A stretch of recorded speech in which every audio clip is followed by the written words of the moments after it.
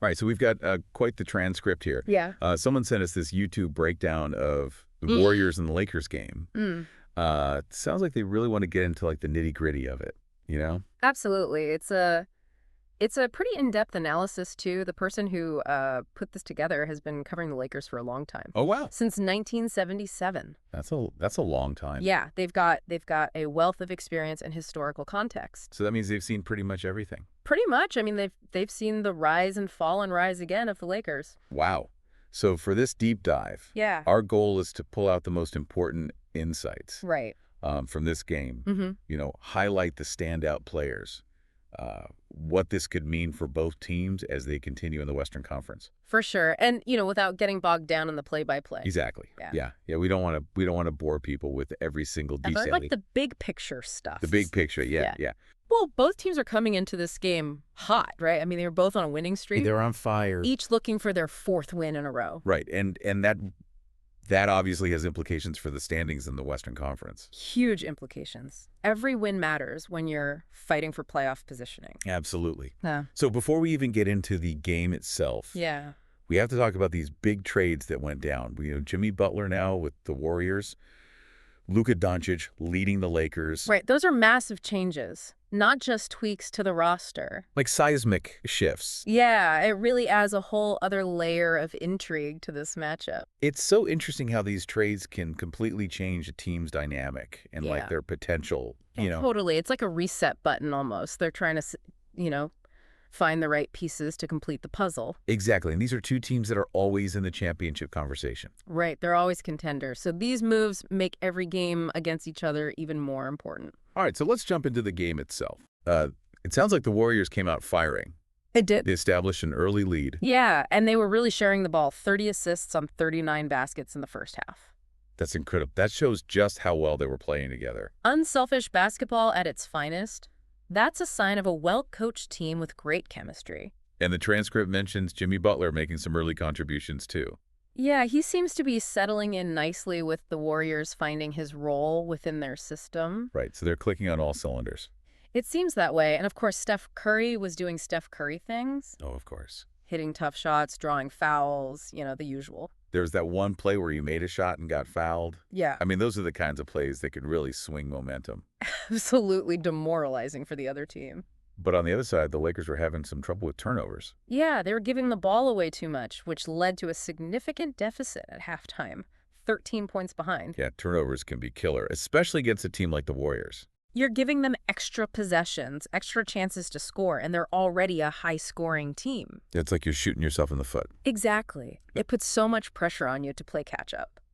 Okay, so let's get into some of these individual performances, Okay. because there were some really standout moments. There were. First up, Pajemski, which is Jimmy Butler, had an absolutely insane first half. He was on fire. Career highs, 22 points and 6 three-pointers. He was feeling it from deep. He finished the game with 28 points, 8 for 10 from three-point range. That kind of shooting can single-handedly win you games. And then you have Steph Curry. Mr. Consistent. He just keeps doing it, 37 points, hitting clutch shots in the fourth quarter. When it mattered most. Almost perfect from the free throw line. 13 out of 14, and the analyst mentions he was playing through a sore pelvic injury. Wow. That's tough. I know, right?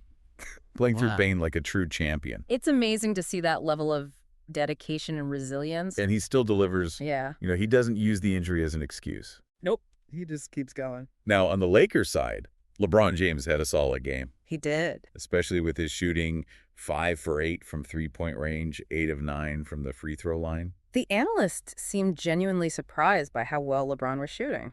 Yeah, he even made a comment about it.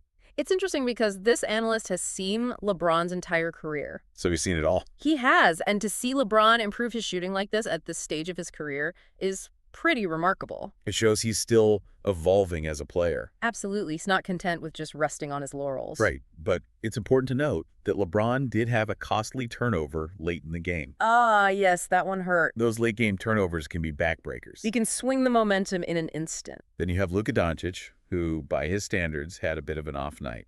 Yeah, he wasn't his usual dominant self. 6 for 17 from the field, 0 for 6 from three-point range.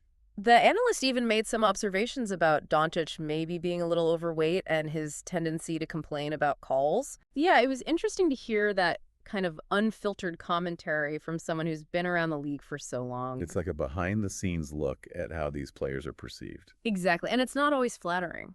But it's real. It is. It's honest. Okay, so let's talk about Austin Reeves, because he was a huge factor in the Lakers' comeback attempt. He was electric in that fourth quarter. 20 points in the fourth quarter alone, 6 of 9 from three-point range. The analyst was really impressed with Reeves, calling him a clutch performer, someone the Lakers can rely on in those big moments. And he even compared Reeves' performance in this game to his playoff series against Denver, where he consistently hit big shots. That's high praise. It is, especially coming from someone who's seen as many games as this analyst has. It shows that Reeves is making a name for himself. Right, he's not just a role player anymore. He's stepping up when it matters most. And for an undrafted player to have this kind of impact? It's a testament to his hard work and talent. All right, moving on to Draymond Green. Ah, yes, the controversial Draymond Green. He came up with a huge steal late in the game against Doncic. A crucial defensive play. But the analyst had some interesting things to say about Green, calling him the dirtiest player ever, but also acknowledging that this particular steal was clean. It's funny because Green has this reputation for being a bit of a dirty player. He does. But in this instance, he made a game-changing play that was completely legitimate. Right. And there's even talk about Green being in the running for Defensive Player of the Year. Reggie Miller brought that up. He did, although the analyst wasn't so sure about it. Well, Green's impact on defense is undeniable, but his style of play can be a bit divisive. Definitely. Some people love it, some people hate it. Can't deny his effectiveness, though. Nope. And we can't forget about Dorian Finney-Smith, who had a chance to win the game for the Lakers with a three-pointer in the final seconds. That was a heartbreaker. I know it was right there for him, but it just didn't go in. Those are the moments that make or break a game. Every shot counts when the game is that close. Absolutely. Okay, last but not least, Kuminga came off the bench for the Warriors and made a significant impact. He was a spark plug. The analyst called him a difference maker and a fire starter.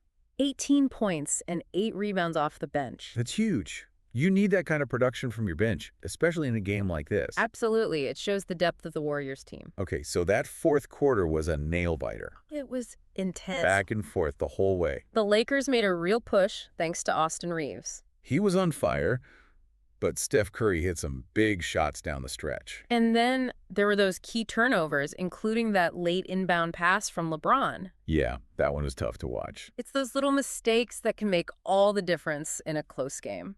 So what were the analyst's final thoughts on the game? He was impressed with the high level of play from LeBron Curry and especially Reeves. Reeves really stood out. He did. The analyst was really high on him as the Lakers closer. He sees something special in him. He does.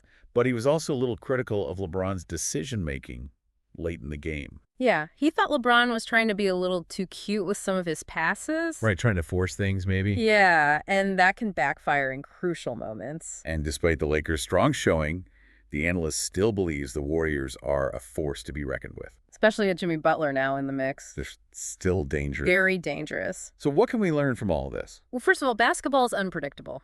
It is. You never know who's going to step up on any given night. Like Austin Reeves. Exactly. And even the smallest mistakes can have a huge impact on the outcome of a game.